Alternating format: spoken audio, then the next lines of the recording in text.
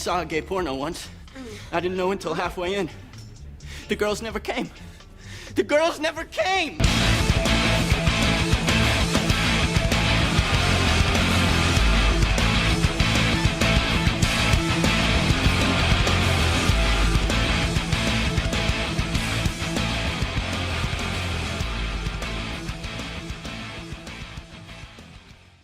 Welcome to Hit the Fans. I am Dan. Wait, no, I'm Joe. I'm Dan. And this is a show brought to you by the fans for the fans. And we'll be talking about everything there is to talk about in the sci-fi and fantasy genres, including Godzilla, Pacific Rim, Dragon Ball Z, Pacific Rim, Digimon, and Pacific Rim. But today we'll be talking about... I don't know. You didn't send me the cue cards. I don't know. I hate everything about you right now. Like, really. Just everything. We're talking about Pacific Rim. Pacific Rim. Oh, yeah. Pacific Rim. Sound like a car speeding off. You know, as a young boy, growing up in the eastern seaboard of Russia, Guam, really, I was an army brat. Many of my favorite shows and movies were the WWF, now the WWE, Godzilla, Gamera, Ultraman, Terminator, anime, Digimon. Did I say Digimon? I'm saying Digimon. And clearly all those movies and shows, maybe not Terminator, but all the other ones have clearly inspired today's topic of Pacific Rim. Pacific Rim. Sorry, I had to go more in there. That's okay. Hey, do what you got to do. Like I was saying, the clear inspirations to me, first and foremost, are Godzilla, Gamera, and the other kaiju movies of Japan. You can't really deny that at all. I mean, you could. You'd be wrong. Yeah, you'd be stupid. And even like the mechs and everything, it's all so heavily influenced from Japanese sci-fi and its culture, which is so great because that's things that I grew up absolutely loving. Mm-hmm. Especially besides Godzilla, because I know I always reference Godzilla and things. Yeah, but I think we talk about Godzilla too much. Yeah, Good thing we're not doing a Godzilla so soon. Godzilla Sode. Thank God. Godzilla Sode. Godzilla Sode.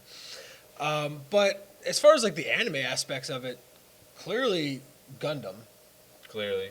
As far as like the whole mech and pilot thing, and Neon Genesis Evangelion, huge to me. I think Del Toro actually denied, maybe I want to say. No comment. Yeah, no comment. Inspiration from Evangelion, but maybe like Travis Beacham or one of the other people that had an input in it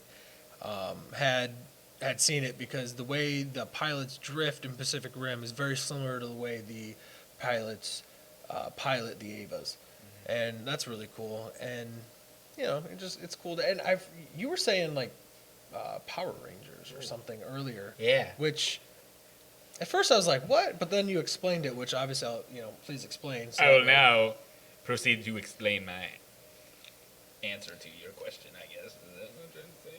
Whatever.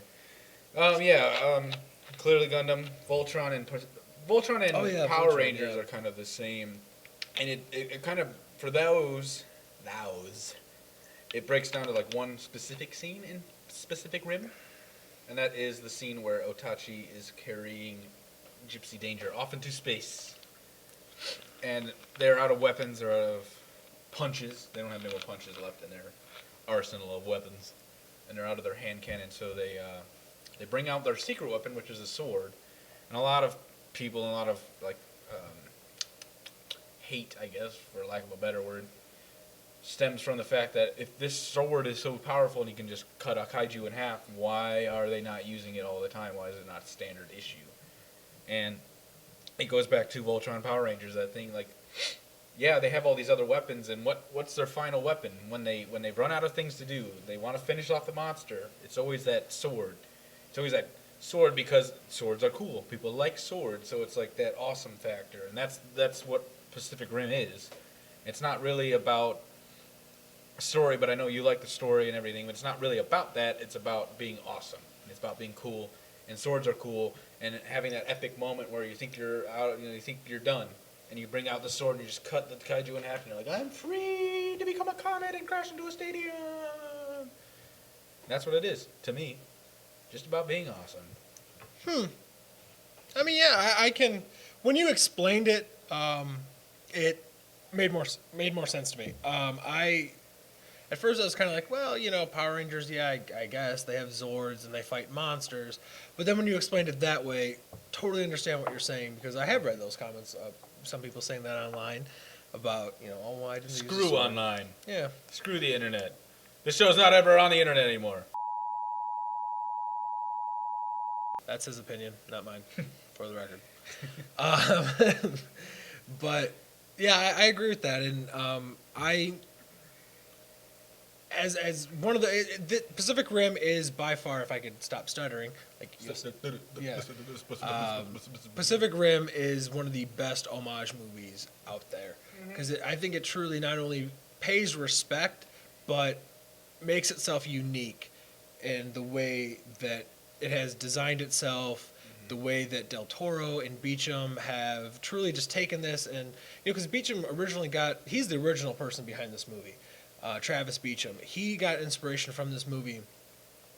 He was looking at this Ferris wheel off a bay, and he saw all this smoke, or not, maybe a smoke like mist roll in, and his thoughts were, man, that'd be so cool to see a giant robot and a giant monster duking it out in this type of atmosphere, and that's where like the inspiration kind of gained from, which I think is really cool, because there's been many times where I've visited a new place or seen something really cool.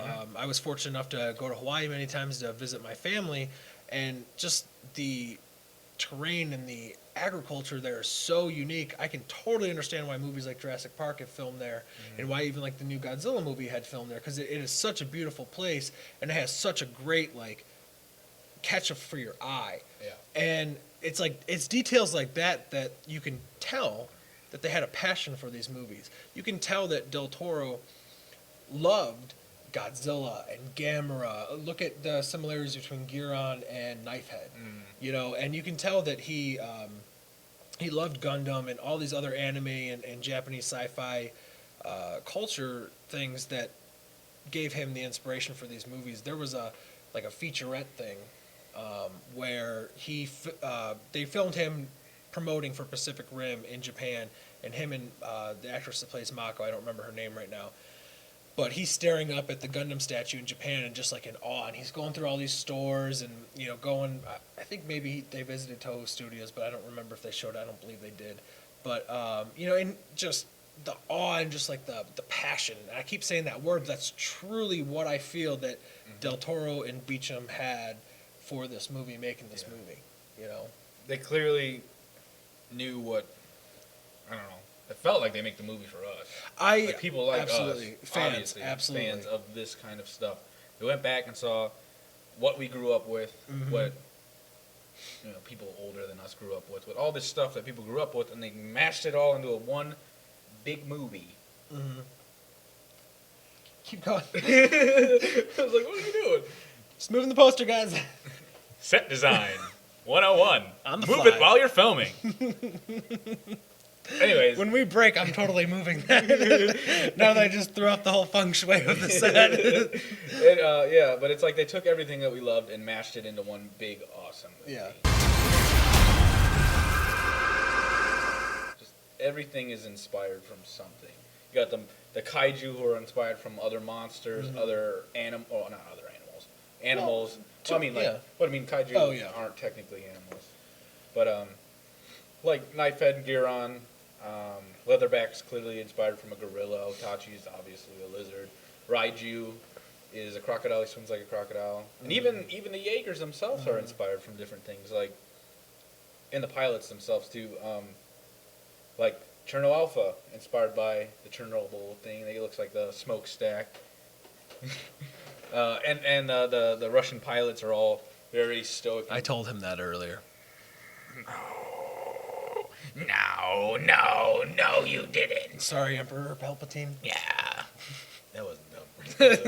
That was gross. Yeah. But they are clearly like, it's kind of like an old school mentality on like the Russians. They're all stoic, Sure. stern, proud, strong, old school. And like Gypsy is based off the Empire State Building and John Wayne. And when John Wayne was popular, there was, he was the guy. I'm about to kick your ass, Otachi, Pilgrim. What are you gonna do? Tie up a pony? Or however the hell he talks, I don't know. John Wayne-ish. Yeah, John Wayne-ish. But, so I thought that was very cool that they took symbolisms and things that were popular in each nation that the Jaegers were from and used that to design the Jaegers themselves. And I thought that was really cool because they made them each unique. Obviously, physically, they're all very unique in themselves. But they could have had a lot more similarities, but they chose not to, which I thought was really cool. Little details. Exactly, little details. Today we are canceling the apocalypse! I agree with what you're saying about little details. Yeah. Because they matter. No, they absolutely do. Like, I like the fact of each color that you saw in the movie, like, meant a little something different, whether it be blue or yellow, green, especially red.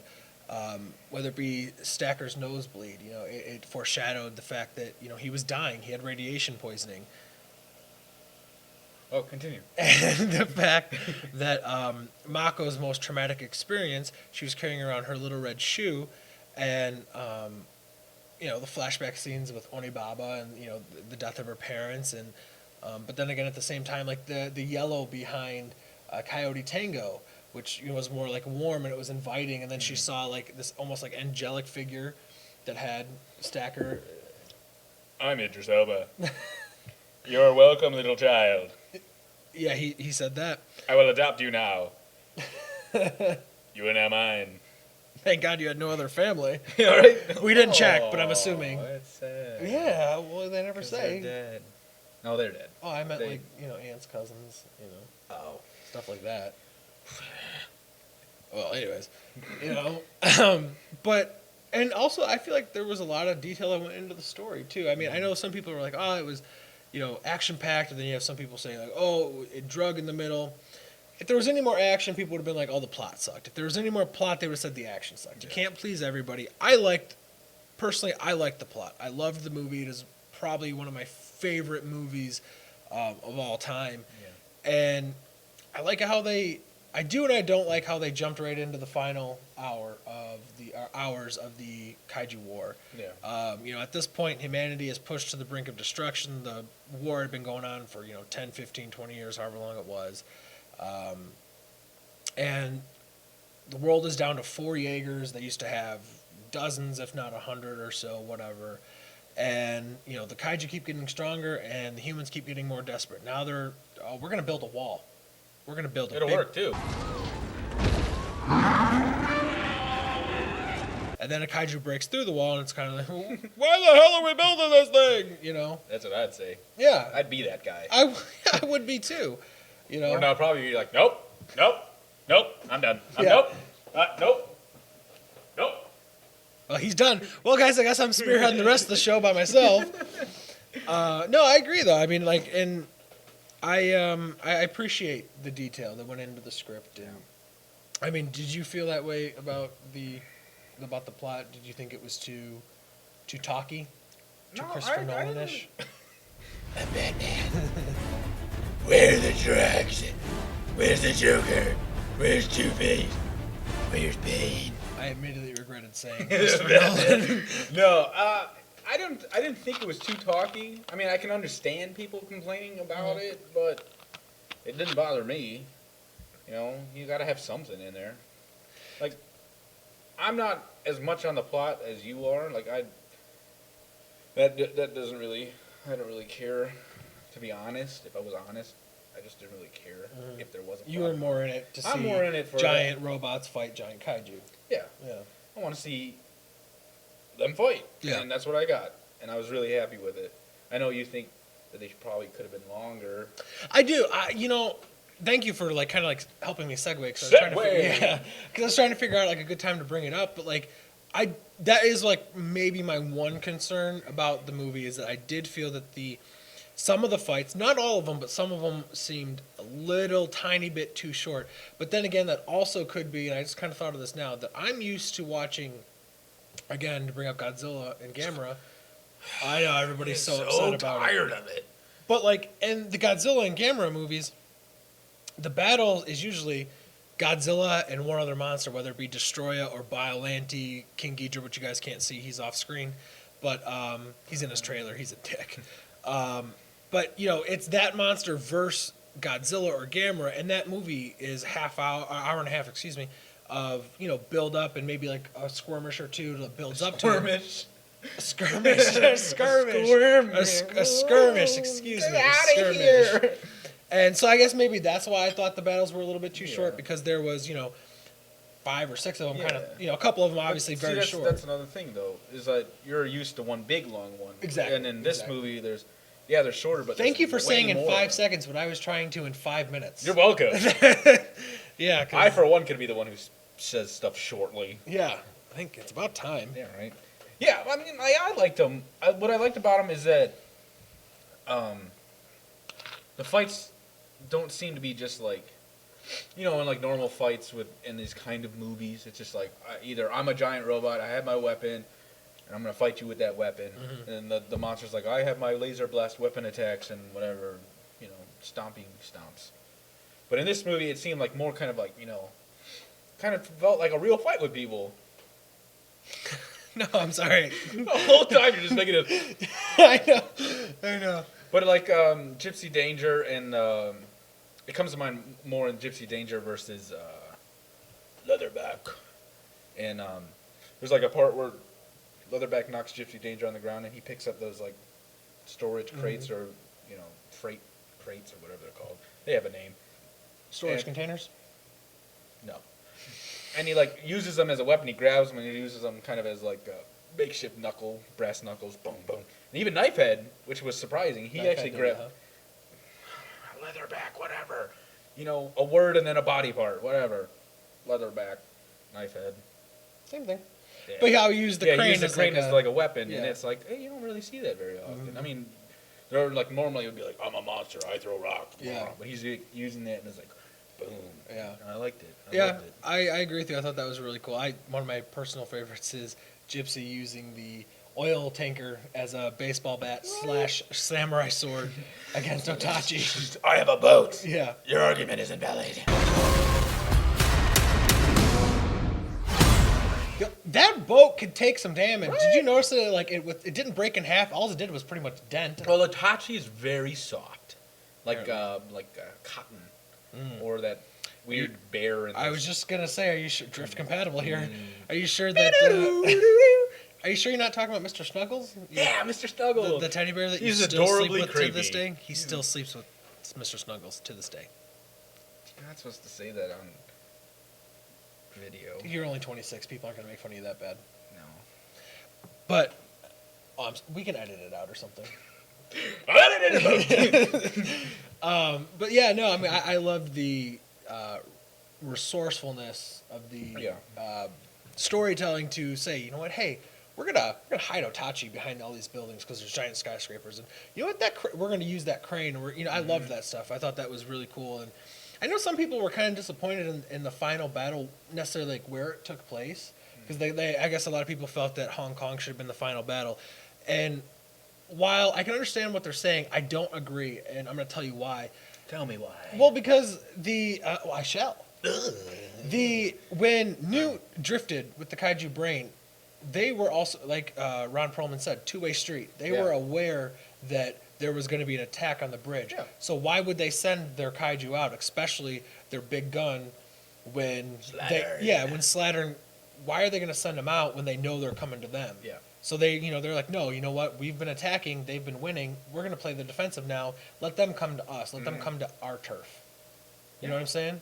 And that's why, like, I understand why the final battle wasn't in Hong Kong. That also kind of builds on something I want to say. Well, then say it. No, I have to build to it. Oh, okay. You want me to keep going? No, I have to build to it. Oh, okay. I'm the one building the bridge to it. Okay, thank God. So, I'm out of Slattern and the monster and the kaijus. Love the designs. I can honestly say though, when I first saw Slattern, kind of disappointed. You see his silhouette come out, and he looks awesome. You were just pissed because it wasn't Godzilla. No, maybe. But anyways, he comes out and he's all big and imposing, and then he comes down and he looks tiny. And then after seeing it multiple times, 3 times in theaters, probably somebody else is on. I've watched it 17 times in theaters, you noob.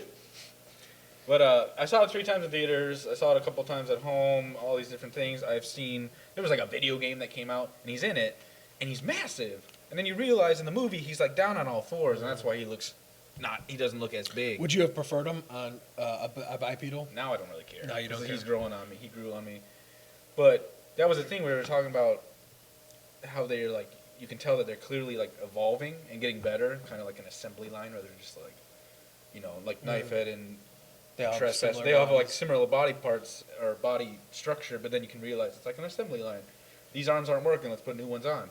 So then with Slattern, they're like, you know, he's big and imposing, yeah, but he's the first Category 5. You know, Striker Eureka can go toe to toe with him, but they added like a new thing in that he can call the other kaiju to him. And I just realized when you said they're playing the defensive, like that's a defensive thing. Hey, I need help. Now all 3 of us 3-on-1. Now we can go on the offensive, and it's like a defensive thing. So they clearly now seeing it now, it's like wow. And also I think some people forget too. Also is I don't know how many more times I can say also. Stryker is a Mark V Jaeger. Yeah. You know, so he should be able to go somewhat toe to toe. He's fast. With. Excuse me, I don't know if you guys just heard my ringtone. But he should be able to go somewhat toe to toe. Unprofessional. Yeah, well, Unprofessional. I'm probably Toe to just gonna toe? find. Yeah, he should be able to go toe to toe with Slattern to an extent, with Slattern ultimately winning.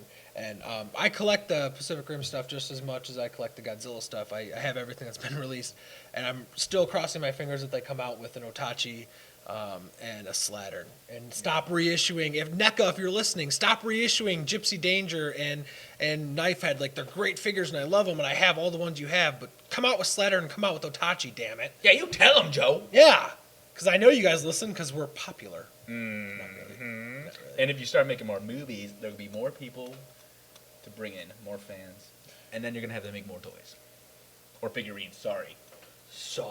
Collectibles.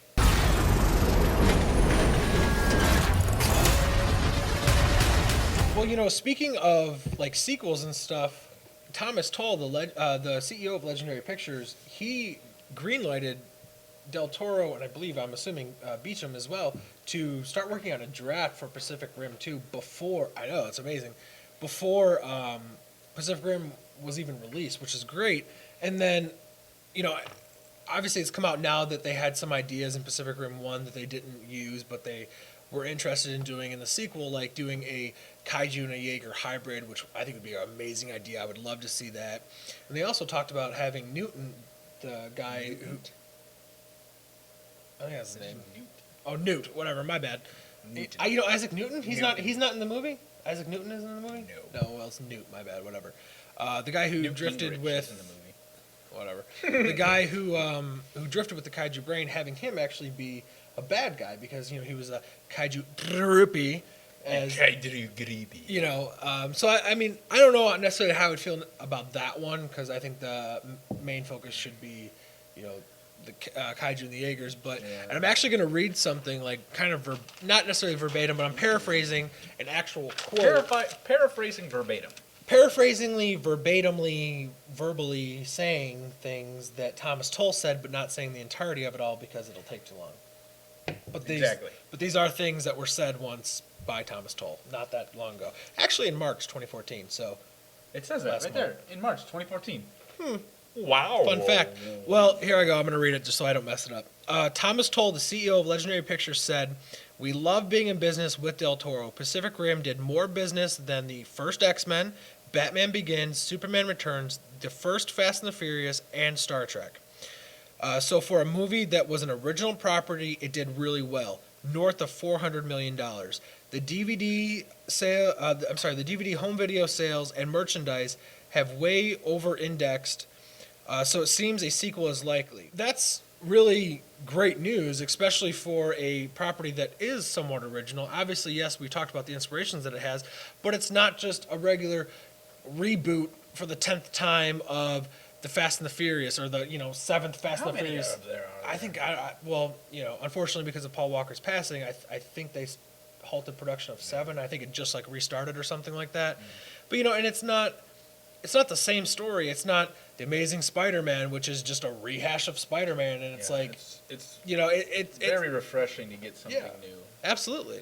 Yeah, I mean, I understand the whole reboot and everything. We're in a recession. On some things. We're in a recession. You want to make sure you're making things that are going to make money, and this should be like take notes, people who are making movies and stuff.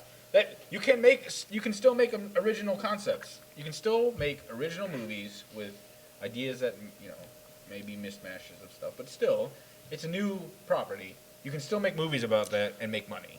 The only real other movies of this kind that in recent memory that I can name off the top of my head are 2008 Cloverfield, 2005 King Kong. Yeah. And then before that, obviously, the 98 TriStar Abomination Godzilla. But, What? Yeah, That's not a movie. But for a movie that made $400 million, I mean, that's a success. I mean, I've heard reports that it was $180 to a $200 million budget, which is quite hefty. Yeah. And it did obviously only make a little over $100 million here in the States, but overseas is where it made 75% of its total, which is tremendous. I mean, it made huge money in China, where it broke a lot of records. I don't think it's the number one grossing, but I think it's. I don't follow Chinese stuff. I don't really that much either, but so I mean that's a good thing, that this movie is at the very least because of box office broke even, maybe made a little bit of money, but then that doesn't even include home video sales, which Thomas Tull has gone on record saying far exceeded expectations. The toy licensing and all the merchandise. Those are selling like hotcakes. Like I said not a couple minutes ago about the Pacific Rim figures, they're selling out like hotcakes. If you don't pre-order them, A lot of things are selling out like hotcakes. yeah, they are because cakes are hot. And hotcakes are even hotter. But so I mean that's a good thing, especially for people like us who want to have a sequel. Because I do want there to be a sequel. I also want there to be a sequel. More than anything. Not really more than anything. There's a lot of other things that we want, but yeah, I really want a sequel because we got Pacific Rim, you got Godzilla, we get a sequel of this. This genre is going to be reinvigorated. The whole genre of kaiju, mechs, all that, and then we'll get more movies. We'll get more properties. Hell, they might even make a new Gamera movie, like an American Gamera movie. I doubt it. I doubt it too, but I mean. But they are making a 2015 Japanese Gamera. They're bringing them back. Maybe they might release that in America. I think that'd be great. I would love to see. I would love to see Pacific Rim and essentially Godzilla, which is coming out here in a little over a month, reinvigorate this genre and bring life to it, so where it's not necessarily I don't want to say like a shameful thing to say that you're a fan of this, but growing up, we've just met in the past few years, but before like I met Dan and one or two other of my friends. I didn't know anybody else really that was into this type of stuff like I was. So it's refreshing to see that there's more people. Just a couple of weeks ago, we were at a bar and we don't go to bars. We don't drink alcohol. What are you talking about? we were karaokeing. Look at him, just somebody has a problem. We don't drink beer. We were karaokeing and I drink beer. Yeah, we do. We drink beer when we play rock and roll. Any questions? The song we were karaokeing was Godzilla by Blue Oyster Cult. And after we were done, some guy came up and showed me the poster for the new Godzilla movie. And I was like, I'm aware. I just sang the song. Not well, but I did. And, so we got to talking. So it's refreshing that these movies are kind of, reigniting the passion for them. Mm-hmm. Definitely. That was really cool. Mm-hmm. It's there's even, I hate to do it, it's Godzilla again, but it's the same genre. You got the giant monster movies, but just the people you wouldn't even think would be interested in this stuff. I mean, even Pacific Rim, there's people that I've seen watch it, and you're like, you liked Yeah. it? I didn't know. Right. And it's just really cool seeing that. Yeah, you can understand that maybe some of them are kind of like, I just need CGI, and now that it's CGI, it's like, oh, now it looks cool. Now he looks good. Now Godzilla looks good because now he's in CGI. Yeah. It's like, well, I don't really care. You Yeah. know, people want to see this now. That means we get more movies that we like. Mm-hmm. And hopefully this movie and the sequel, Pacific Rim 2, More rim. more rim, less Pacific.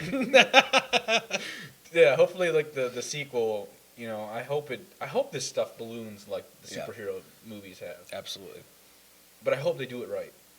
You know, like Marvel and DC are kind of doing, well, more Marvel is getting it right. Marvel. They're getting it right. So I hope people understand that you have to take care of these sort of movies. Actually, saying that just reminded me of something that I wanted to say, that this movie, for me, and I believe with you as well, Probably not. that it gave me confidence and a little reassurance that Godzilla is in good hands. Where there's many movies that have gotten people into liking a certain franchise or a certain genre. Godzilla was it for me, and I've been waiting for this movie since 2009 / 2010, 2009 really. Yeah. So I was very cautiously optimistic about it, but then then we started hearing the rumblings about Pacific Rim. It's like, oh, that's really cool. Like, this genre's kicking off again. And then we saw the trailers, and I was just like, oh god, this movie's gonna be great.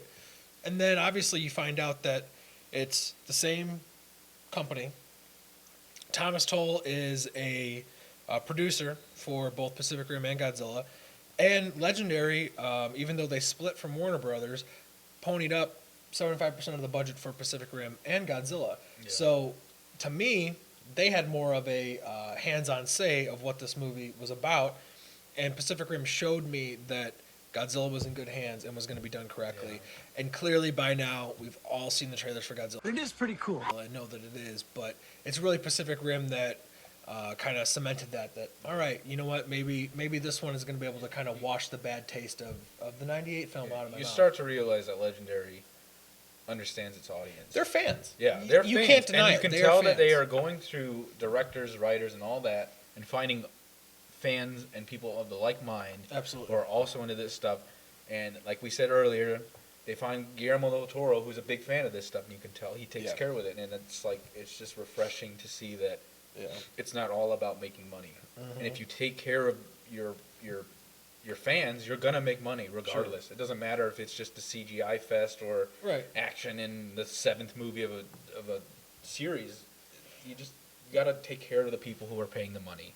And you have to realize what they want. And look at how many times a lot of these directors and actors have worked together. Pacific Rim, I believe, was the 5th time Ron Perlman and Guillermo del Toro worked together. Yeah. Connections and friendships like that add to movies. Mm-hmm. And there's been a lot of reoccurring cast members and actors, directors, so on and so forth, that are in the Legendary Pictures banner, or under it, I should say, that add something. And you can tell when a director, and even though Ron Perlman was a huge part of Pacific Rim, you can tell when a film just has that special touch. And for me, Pacific Rim had that special touch. Yeah, it was awesome. I recommend it highly.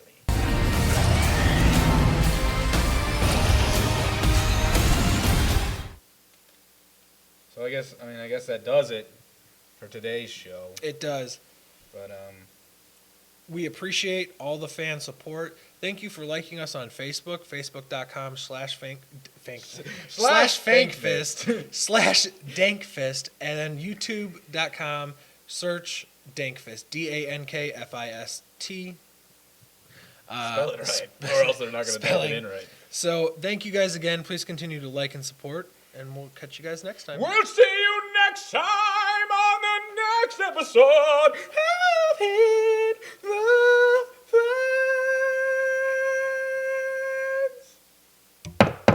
I mean, those voice lessons are. Those voice lessons that I take, he made me sound better. Fuck you.